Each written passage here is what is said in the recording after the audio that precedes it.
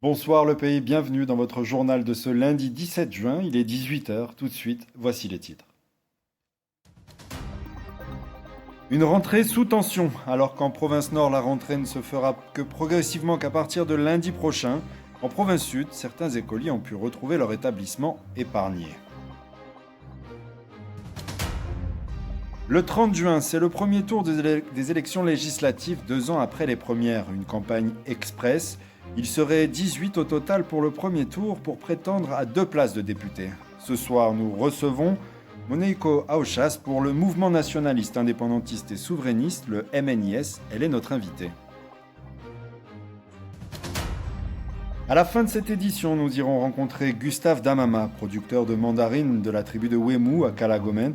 Impossible pour lui cette année de vendre ses fruits à la fête de la mandarine ou au Jeudi du Nord à Nouméa comme il en a l'habitude. Il a donc décidé de favoriser la vente directe en bord de route au village de Koumak. Après 5 semaines d'arrêt, seulement la moitié des écoles maternelles et primaires de Nouméa et du Grand Nouméa ont pu rouvrir leurs portes aujourd'hui. Une rentrée particulière qui s'est faite à la carte puisque chaque directeur d'établissement a défini les horaires et conditions d'accueil des enfants.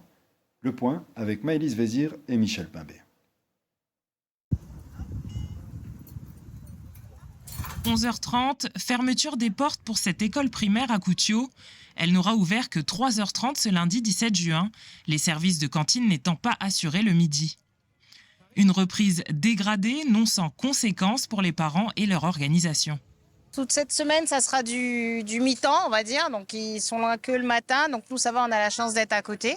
Ça arrange personne, mais bon, on fait comme on peut. On fait, on avance, quoi. Donc, voilà. Donc, moi, après, je travaille à la maison et donc, voilà, ça me permet de garder les enfants l'après-midi. On est très content que les enfants reviennent en classe pour voir leurs copains, mais revenir aussi à la vie normale.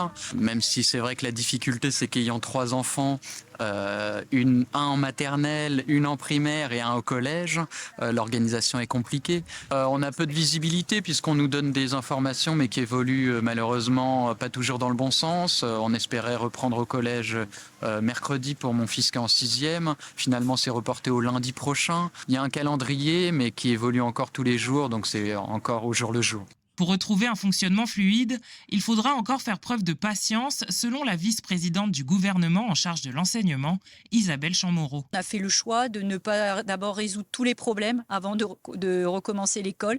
Il faut qu'on remette la machine en route et on les résoudra au fur et à mesure. Chaque établissement communique auprès de ses familles. Je demande aux personnes concernées une certaine compréhension. Je sais que les gens reprennent aussi le travail progressivement et que ce n'est pas pratique pour les familles.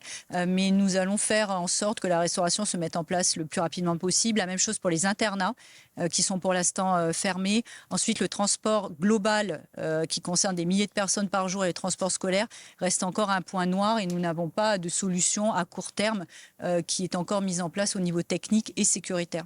Le calendrier pour le secondaire est fixé à la semaine prochaine, mais il est encore mouvant. Exception pour Petro Atiti, lycée le plus endommagé. La rentrée n'est prévue qu'en 2025. Sur 780 élèves, 300 pourront être replacés dans d'autres lycées, dont Jean 23 à Païta. Ce dernier pourra les accueillir malgré un incendie déclaré la nuit dernière. Seul ce Faré a été touché. Et près d'un mois après les dégradations survenues à l'antenne de la province des îles, puis au siège de l'aire de Nengoné, situé à La Roche, c'est le collège qui est à nouveau victime d'exactions. Dégradations et vols ont déjà été commis la semaine dernière et ce matin, c'est avec désarroi que le personnel découvre une partie des bâtiments incendiés. On écoute le chef de l'établissement, John-Olivier Forman, au micro de Duke Menongo.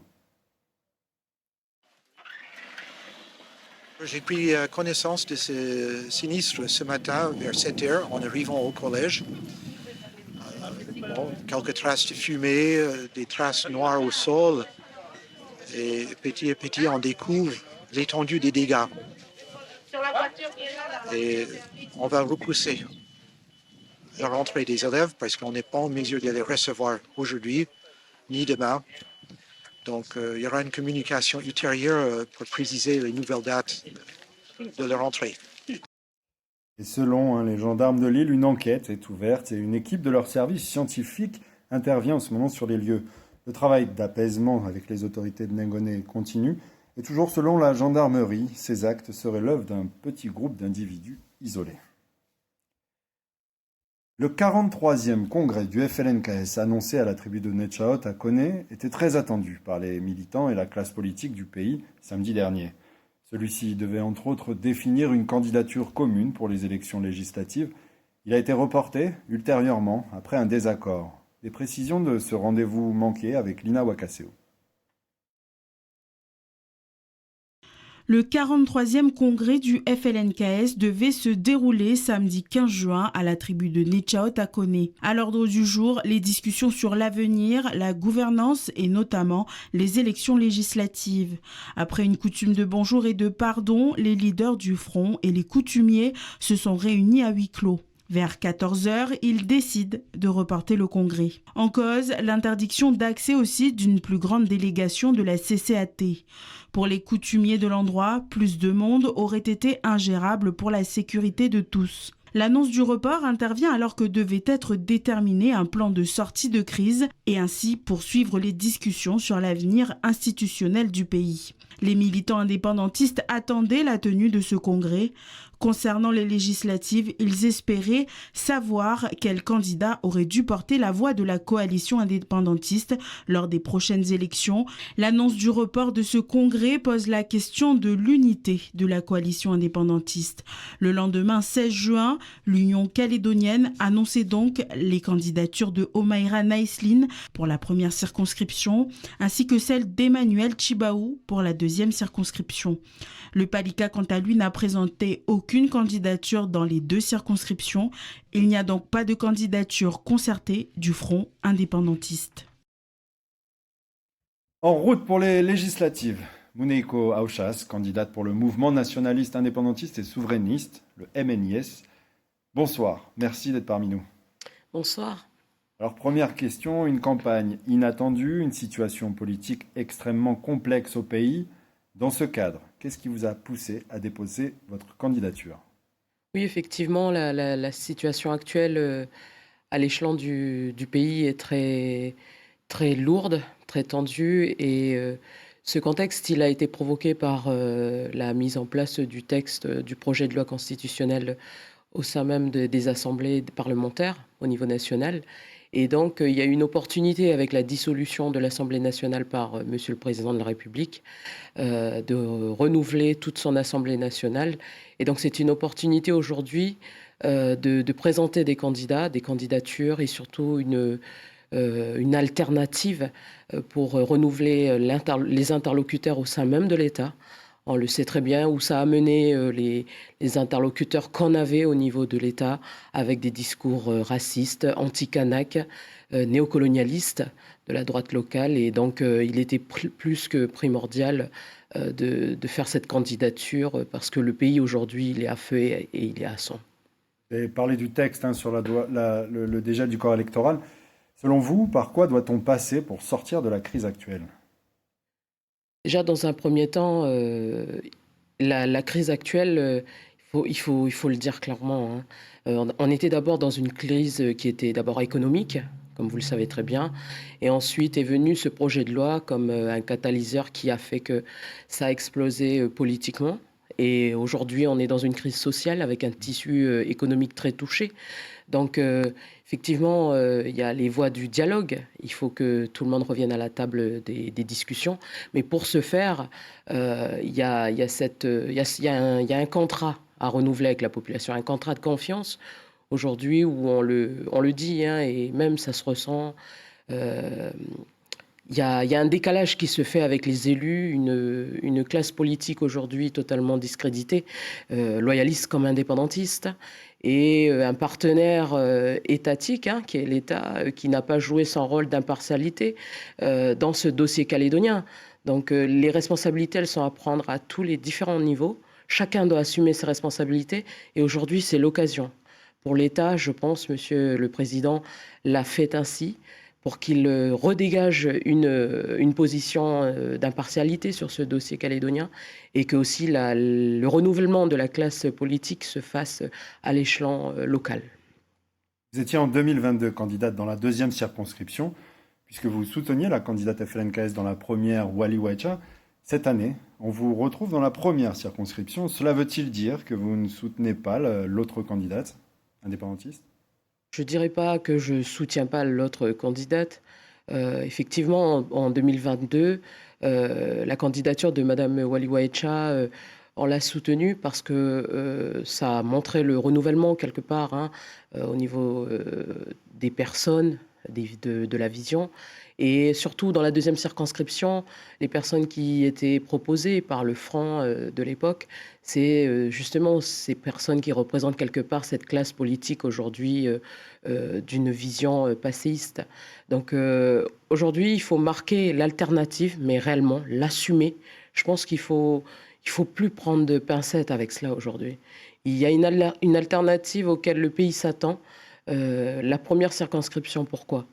Parce que c'est les quartiers, nos quartiers. On est issus de ces enfants des quartiers populaires. Aujourd'hui, le pays est embrasé à démarrer par là cette insurrection dans laquelle nous sommes aujourd'hui. Et il est important, il est primordial que tous ces éléments-là, qui sont à la fois sociétaux, économiques, environnementaux, soient pris en compte dans les issues de sortie de cette insurrection. On l'a vu plus tôt dans notre journal, hein, au sein même du camp indépendantiste, il semble y avoir des dissensions. Faut-il là aussi renouer les fils du dialogue ? Bien évidemment, c'est primordial. On le dit, hein, depuis 25 ans, le FLNKS, il a été gangréné par des guerres intestinales partisanes, hein, au sein même de l'outil. Et ce qui fait d'ailleurs qu'on n'a pas eu de président, hein, du FLNKS. Et chaque accord depuis 83, 88, 98, il y a toujours eu un leader qui a mené la barque, avec un leadership certes, mais qui a mené pour rassembler la mouvance indépendantiste. Et là, on marquera une vraie unité, et non pas une unité de façade. Aujourd'hui, ce n'est pas le cas. Vous le voyez très bien, on l'a vu dans l'actualité, encore ce week-end du côté de Nechaot. Mais nous, on est pour cet appel à l'unité, c'est important. Et unité ne veut pas dire monotonie au niveau des pensées, de la vision. Il faut étoffer l'offre parce que le pays il va se construire avec tout le monde.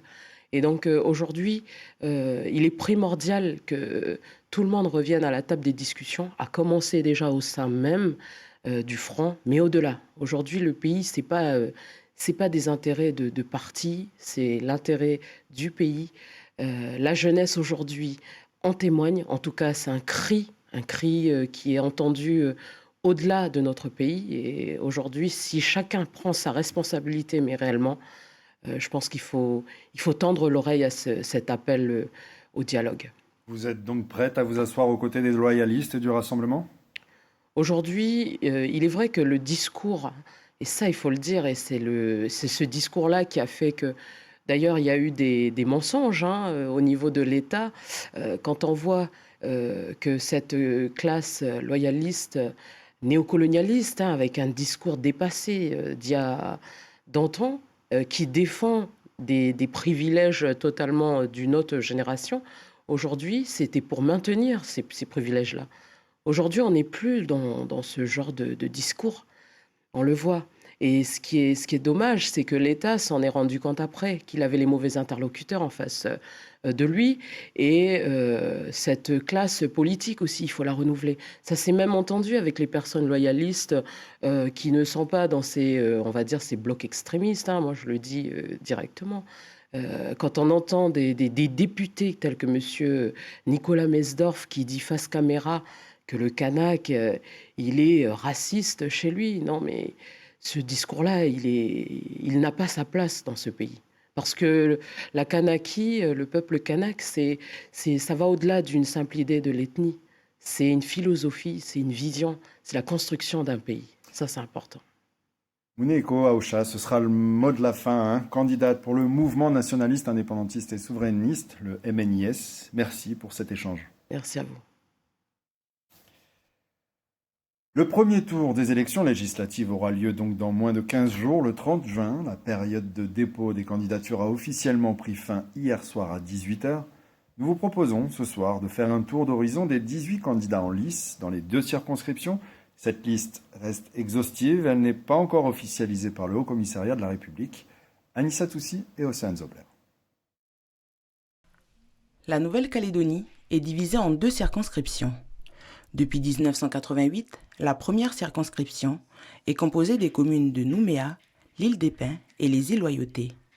Dans la course aux législatives, 11 candidats se présentent dans la première circonscription. Philippe Dunoyer pour Calédonie Ensemble, sous l'étiquette Horizon, Velma Falaeo pour l'éveil océanien, Muneiko Auchas pour le MNIS, Mouvement nationaliste, indépendantiste et souverainiste, Simon Louécotte pour le Rassemblement national, Nicolas Metzdorf pour Génération NC, Omaïra Nesline, présenté par l'Union calédonienne, Pierre-Henri Cueno pour le Mouvement citoyen français, Joanita Arengetia, Elisabeth Bishop pour le Rassemblement autochtone, Cédric Deveau pour Europe Écologie Les Verts et Manuel Millard pour Cœur de l'Humanité. La seconde circonscription comprend quant à elle les communes de Belep et de la Grande-Terre, hormis celle de Nouméa. 7 candidats s'y présentent. Gérard Poidja pour Calédonie Ensemble sous l'étiquette Horizon, Milakulo Tukumuli pour l'éveil océanien, Luther Vudjo pour le MNIS, Alcide Panga pour le Rassemblement, Emmanuel Chibaou présenté par l'Union calédonienne, Ronald Frère pour Souveraineté calédonienne et Johannes Ititiati pour le Parti de l'Amour. Politique et législative toujours, Velma Falaeo, élue au Congrès de la Nouvelle-Calédonie et secrétaire du parti politique Éveil océanien, est candidate aux élections législatives 2024 dans la première circonscription. Rencontrée aujourd'hui, elle détaille ses motivations au micro de Gabriel Page. En 2022, lorsqu'il y a eu les élections législatives, nous avons, à l'Éveil océanien, décidé de ne pas nous présenter, pour la simple bonne raison que nous pensions qu'il fallait 2 représentants des 2 tendances, indépendantistes et non indépendantistes. Aujourd'hui, avec ce passage en force du PJLC, nous avons vu les conséquences qu'il y a eu au niveau du pays. Et aujourd'hui, la question qui se pose à nous, c'est est-ce que nous allons continuer de nous taire? Notre réponse est non. Nous avons un projet à proposer, une solution politique globale qui ramènera la paix dans le pays. Et nous en avons besoin. Ce qu'il faut à tout prix, c'est que nous puissions en fait revenir sur ces notions de dialogue, de consensus, de paix. Les événements que nous avons subis ces derniers temps a donné toute sa place à la violence. La Nouvelle-Calédonie a besoin de nouveaux représentants parce que c'est un leurre de se dire que si nous remettons les mêmes personnes avec les mêmes pensées, nous aurons un résultat différent. À présent, allons du côté de Wemu, à Kaalagomen. Gustave Damama, producteur de mandarines, a pour habitude de vendre ses fruits lors de grands événements. Compte tenu de la situation, il a dû revoir la vente de sa production. Il a pu compter sur l'association Arbofruits pour acheminer ses récoltes vers Koumak. Reportage de Natacha Hobbs. Nous sommes au fin fond de la tribu de Wemu, dans la chaîne de Kaalagomen. Gustave récolte les mandarines de son verger. Avec une petite secrétaire, pour bien couper. Puis on regarde si c'est pas piqué ou voilà. S'il les chouchoute, c'est qu'elles sont destinées à la vente. Oui, on va mener jusqu'à Koumak pour faire un petit marché en bas. C'est juste pour, voilà, pour faire sortir. C'est dire pour faire sortir. Chaque année, Gustave écoule ses mandarines lors de 2 grands événements, le jeudi de la province Nord et la fête de la mandarine à Kanala. Or, au vu de la situation actuelle, Gustave s'adapte et il peut compter sur l'aide des techniciens de l'association Arbofruits. Objectif, organiser une vente en bord de route dans le village de Koumak. Si c'est une première pour le producteur, c'est un grand soulagement pour lui qui ne vit que de ses mandarines. C'est marqué, parce que voilà, il n'y a que ça que je vis. Comment je vais, voilà, comment je vais, oui, comment je vais faire avec mes fruits. Tu prends une poche? Oui, ça c'est, oui.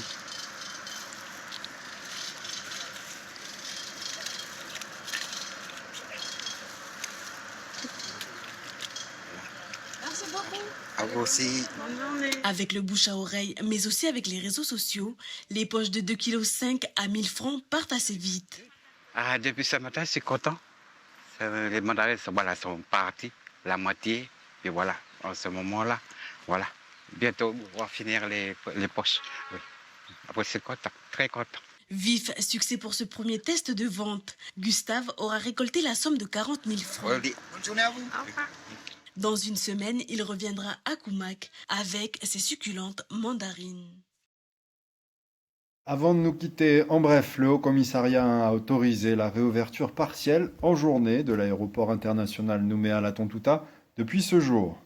Quant au couvre-feu, toujours de rigueur, est donc désormais à partir de 20h et jusqu'à 6h demain matin.